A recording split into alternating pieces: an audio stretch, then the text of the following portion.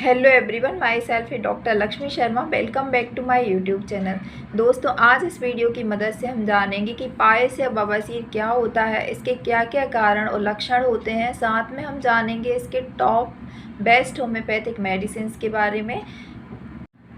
दोस्तों, पायस या बवासीर उस कंडीशन को कहते हैं जब आपकी रेक्टल वॉल पे बहुत ज़्यादा स्ट्रेन पड़ता है, जोर पड़ता है, जिसके कारण आपकी जो एनल कैनाल की नसें होती हैं, यानी जो खून की नसें होती हैं, वो इलोंगेटेड हो जाती हैं, फूल जाती हैं और फूल कर वो कई बार बाहर आने लगती हैं, यानी जो मस्से की तरह दिखती हैं। उस कंडीशन को हम पायस या बवासीर कहते हैं।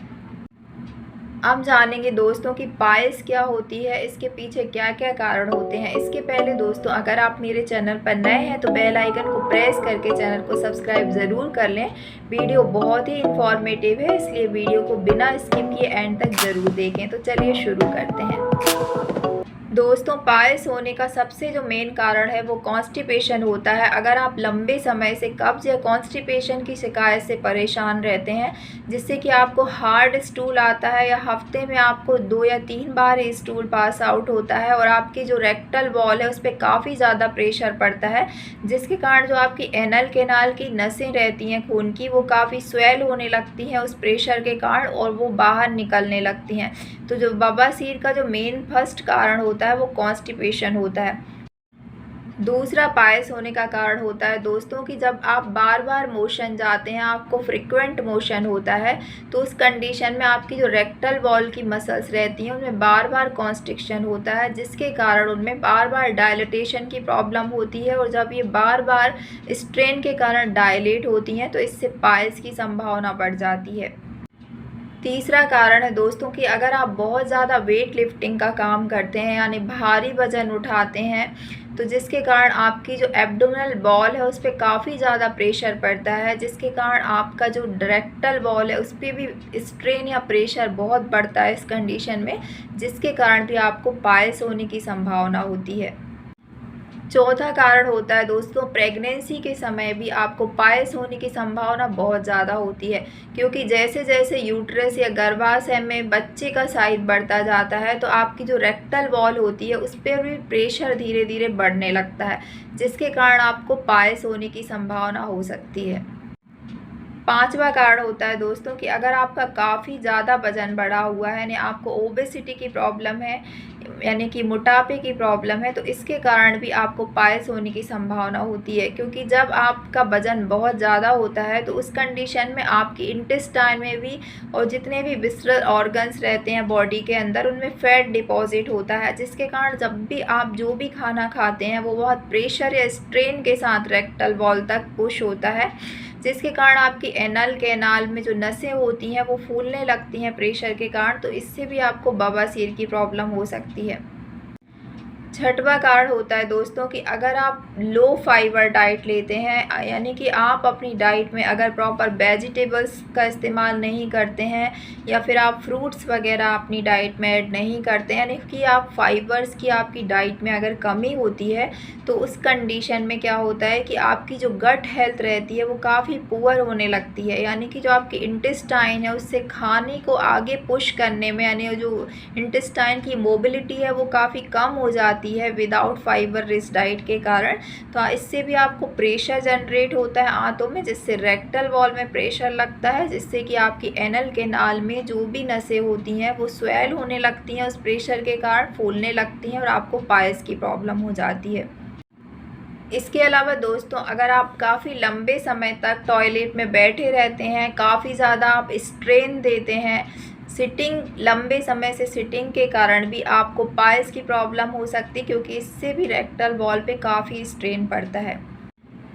इसके अलावा दोस्तों, अगर आपका कोई सिटिंग जॉब है, आप लगातार बैठे रहकर काम करते हैं, जिसके कारण आपकी जो फिज़िकल एक्टिविटी है वो काफ़ी कम होती है, तो आप फिज़िकल एक्टिविटी जब कम होती है तो हमारा खाना अच्छे से डाइजेस्ट नहीं हो पाता, जिसके कारण इंटेस्टाइन को ज़्यादा वर्क करना पड़ता है, उनमें जो खाना रहता है वो आगे मूव करने में काफ़ी प्रॉब्लम होती है, स्ट्रेन देना पड़ता है, जिसके कारण रेक्टल वॉल में स्ट्रेन पड़ने से आपकी एनल कैनाल की जो खून की नसें रहती हैं वो भी स्ट्रेन के कारण स्वेल कर जाती हैं, यानी फूल जाती हैं, जिससे आपको पायस की प्रॉब्लम होने की संभावना कई गुना तक बढ़ जाती है। अब बात करते हैं दोस्तों पाइल्स के मैनेजमेंट के बारे में कि ऐसी कौन सी चीज़ें हैं जिनको आप फॉलो करके अपनी पाइल्स की जो प्रॉब्लम होती है उसको थोड़ा सा कम कर सकते हैं। सबसे पहले अगर आप बहुत ज़्यादा चाय या कॉफ़ी का इस्तेमाल करते हैं या अल्कोहल का इस्तेमाल करते हैं, सिगरेट स्मोकिंग करते हैं, तो इन सब चीज़ों से बचें क्योंकि एसिडिटी कॉजिंग फैक्टर्स होते हैं जिससे ये खाने को जो है वो इनडाइजेस्ट करते हैं, खाना आपका प्रॉपर डाइजेस्ट नहीं हो पाता, जिसके कारण आपको प्रेशर या स्ट्रेन पड़ता है आपके रेक्टल वॉल से, जिससे आपकी जो बवासीर की प्रॉब्लम है वो ज़्यादा बढ़ सकती है। इसलिए जितना हो सके चाय, कॉफ़ी, अल्कोहल या सिगरेट स्मोकिंग कम से कम करें या इनको अवॉइड करें। दूसरा है दोस्तों, अगर आपका कोई सिटिंग जॉब है, आप लगातार बैठे रहकर काम करते हैं, तो आप बीच बीच में थोड़ा सा वर्कआउट ज़रूर करें, थोड़ा सा आप वॉक करने की कोशिश करें या कोई फिज़िकल एक्टिविटी आप कर सकते हैं जिससे कि आपका गट हेल्थ प्रॉपर होगा और आपको पाइल्स की प्रॉब्लम कम होगी। तीसरा है दोस्तों, अगर आप बहुत ज़्यादा जंक फूड का इस्तेमाल करते हैं या आप प्रोसेस्ड फूड का इस्तेमाल करते हैं या फास्ट फूड का बहुत ज़्यादा इस्तेमाल करते हैं तो इनके इस्तेमाल से आप बचें। इसके अलावा दोस्तों, अगर आप बहुत ज़्यादा स्पाइसी थिंग्स का इस्तेमाल करते हैं यानी तेल में तली हुई चीज़ें आप बहुत ज़्यादा खाते हैं तो इनको खाने से भी आप परहेज़ करें। इसके अलावा दोस्तों, अगर आपका वाटर इनटेक काफ़ी कम है, आप बहुत कम पानी पीते हैं, तो ये भी कॉन्स्टिपेशन का कारण हो सकता है और कॉन्स्टिपेशन से आपको पाइल्स की प्रॉब्लम हो सकती है। इसलिए जितना ज़्यादा हो सके आप पानी का अपना जो वाटर इनटेक है वो बढ़ाएं। दिन में कम से कम 10 से 12 ग्लास पानी पीने की आप कोशिश करें। इसके अलावा दोस्तों, अगर आप फाइबर रिच डाइट नहीं लेते हैं तो आप फाइबर रिच डाइट बढ़ाएं क्योंकि जब आप बहुत ज़्यादा वेजिटेबल्स या फ्रूट्स का इस्तेमाल करते हैं अपनी डाइट में तो इससे आपको नेचुरली जो फाइबर्स होते हैं आपकी गट हेल्थ को इम्प्रूव करते हैं। गट में यानी कि आपकी आंतों में एक बल्क प्रोड्यूस करते हैं जिसके कारण आपका खाना अच्छे से डाइजेस्ट होता है और आपको पाइल्स की प्रॉब्लम में काफ़ी राहत मिलती है। इसके अलावा दोस्तों, अगर आप ओवर वेट हैं, आपका वज़न काफ़ी ज़्यादा है, तो वज़न बढ़ने से भी आपको पाइल्स की प्रॉब्लम हो सकती है। इसलिए जितना हो सके अपने वेट को मैनेज करने की कोशिश करें क्योंकि जब आपका वेट मैनेज होगा तो आपके जो अंदर जो विसरल फैट है वो भी कम होगा जिससे कि आपको कॉन्स्टिपेशन की प्रॉब्लम कम होगी और पाइल्स की प्रॉब्लम में भी आपको काफ़ी राहत मिलेगी। दोस्तों, पाइल्स का सबसे बड़ा कारण कॉन्स्टिपेशन होता है। अगर आप अपने कॉन्स्टिपेशन को मैनेज करेंगे तो आप अपनी 90% जो पाइल्स की प्रॉब्लम है उसको क्योर कर सकते हैं क्योंकि जब आप अच्छा वाटर इनटेक करेंगे, आप प्रॉपर जो फूड आइटम्स जो कि फाइबर से रिच हैं उनको अपनी डाइट में शामिल करेंगे और आप वर्कआउट करेंगे यानी आप फिज़िकल एक्टिविटी करेंगे तो इन सब चीज़ों से आप 90% तक अपनी पाइल्स की प्रॉब्लम को मैनेज कर सकते हैं। दोस्तों, जो पाइल्स या बवासीर होता है उसको 2 कैटेगरी में कैटेगराइज किया गया है। एक होता है ब्लीडिंग पाइल्स जिसमें आपको स्टूल के पास करते समय ब्लड आता है, उसे हम ब्लीडिंग पाइल्स कहते हैं। दूसरा होता है नॉन ब्लीडिंग पाइल्स। इस कंडीशन में आपको ब्लड नहीं आता है स्टूल पास करते समय, लेकिन जो नॉन ब्लीडिंग पाइल्स है वो ब्लीडिंग पाइल्स के कंपेयर में काफ़ी पेनफुल होता है। आपको स्टूल के टाइम पे अगर बहुत ज़्यादा दर्द होता है, साथ ही बर्निंग यानी जलन हो सकती है। इसके अलावा एनस के सराउंड में इचिंग यानी खुजली की प्रॉब्लम हो सकती है। इसके अलावा जो नॉन ब्लीडिंग पाइल्स होता है वो ज़्यादातर कॉन्स्टिपेशन की कंप्लेंट्स के कारण ही होता है। दोस्तों, अब हम बात करते हैं इसके होम्योपैथिक ट्रीटमेंट के बारे में। अगर आपको पाइल्स या बवासीर की प्रॉब्लम है तो आप कौन कौन सी मेडिसिन इस्तेमाल कर सकते हैं। आप अपने लक्षणों के आधार पर मेडिसिन को सिलेक्ट कर सकते हैं। सबसे पहली जो दोस्तों मेडिसिन है उसका नाम है एलोए सुकोट्रीना। जो एलोए सुकोट्राइन जो मेडिसिन होती है ये बहुत ही अच्छी होती है पाइल्स के लिए। अगर आपको अंदर पाइल्स यानी मस्से हैं और मस्से निकल कर बाहर आने लगे हैं, गुच्छे के फॉर्म में अगर मस्से निकल रहे हैं तो आप इस मेडिसिन का इस्तेमाल कर सकते हैं। और अगर आपको काफ़ी ज़्यादा दर्द होता है और इवन बहुत सोरनेस रहती है, टेंडरनेस रहती है, दर्द बहुत रहता है पाइल्स में और साथ ही आपको कॉन्स्टिपेशन की सीवियर प्रॉब्लम होती है, नीली नीली नसें गुच्छे में अगर उभरी हुई दिखाई दे तो इसके लिए आप एलोए सुकोट्रीना जो मेडिसिन है उसको इस्तेमाल कर सकते हैं। इसका इस्तेमाल करने का तरीका ये है दोस्तों कि आप एलोए सुकोट्राइन जिसका पिक्चर मैंने स्क्रीन पे लगाया हुआ है है। ये मैंने एक कंपनी का यहाँ पे जो पिक्चर लगाया है, आप चाहें तो किसी भी कंपनी का एलोए सुकोट्राइन जो 30 CH पोटेंसी में आप इस्तेमाल कर सकते हैं। इसको 2 बूंद सुबह 2 बूंद शाम, दिन में 2 बार आप जीभ पर डायरेक्ट ले लीजिए और इसको 2-3 महीने आप लगातार इस्तेमाल करेंगे। आप देखेंगे कि आपके जो गुच्छे हैं जो बाहर निकल रहे हैं नसें, वो धीरे धीरे सिकुड़ने लगेंगी, श्रिंक हो जाएंगी और आपकी जो बवासीर की प्रॉब्लम है धीरे धीरे कम होती जाएगी। इसको काफ़ी लंबा समय लगता है हील होने में। हो सकता है आपको 4 से 6 महीने लग जाए।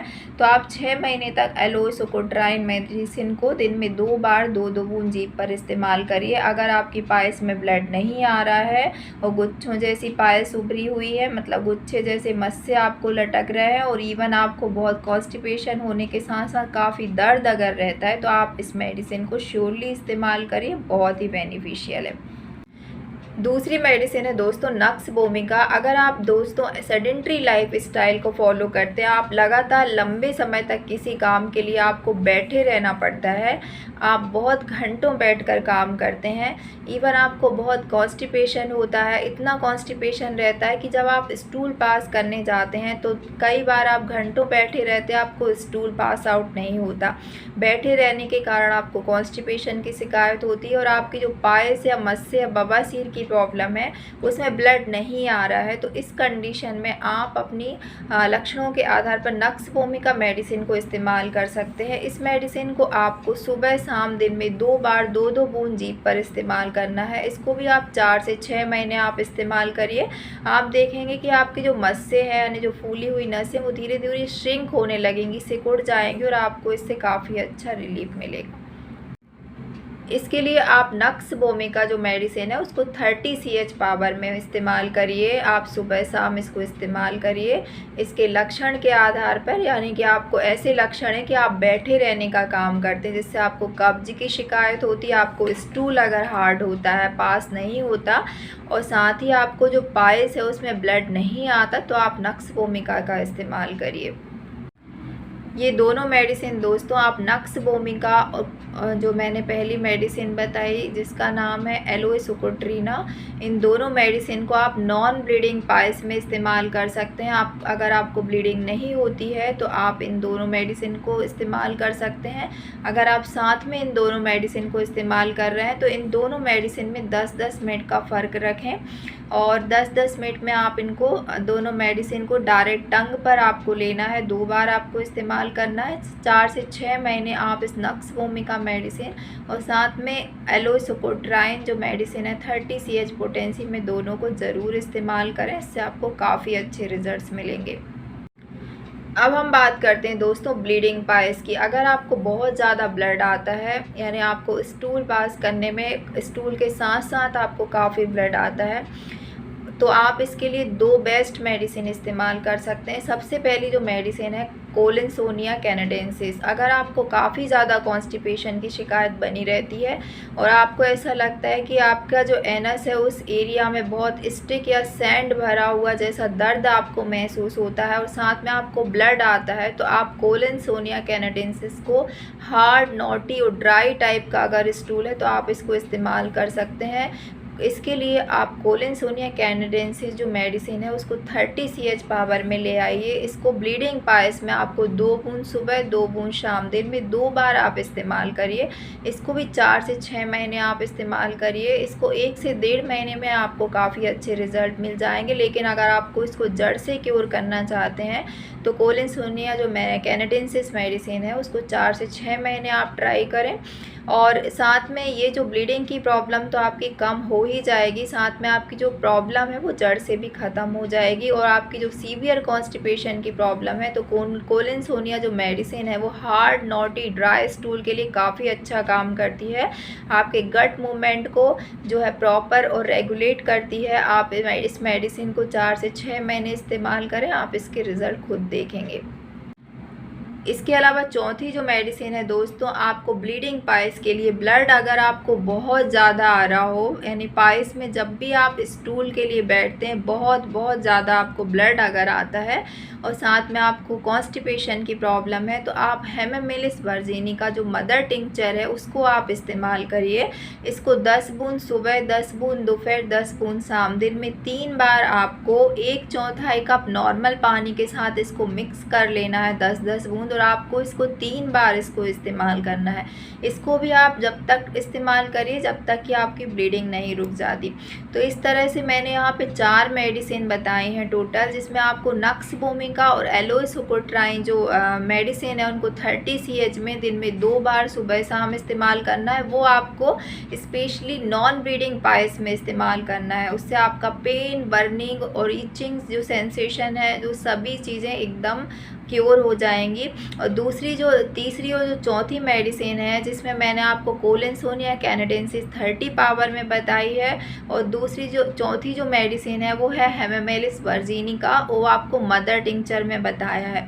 तो आप कोलिनसोनिया कैनेडेंसिस जो 30 CH को सुबह शाम दिन में 2 बार इस्तेमाल करिए डायरेक्ट टंग पर, और आप जो हेमामेलिस वर्जिनी का मदर टिंचर है ब्लीडिंग के लिए, आप इसको 10-10 बूंद सुबह दोपहर शाम 3 बार 1/4 कप नॉर्मल पानी के साथ इस्तेमाल करिए। ये मैंने सभी मेडिसिन को रिपीट कर दिया है कि 2 मेडिसिन आपको इस्तेमाल करना है नॉन ब्लीडिंग पाइल्स में और 2 मेडिसिन आपको अगर ब्लीडिंग पाइल्स है उसमें।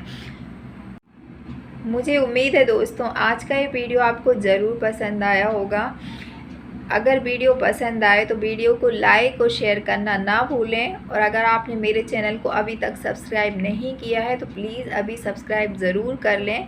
इसी तरह के और वीडियो के अपडेट्स के साथ मिलते हैं नेक्स्ट वीडियो में। तब तक के लिए bye bye. Thanks for watching.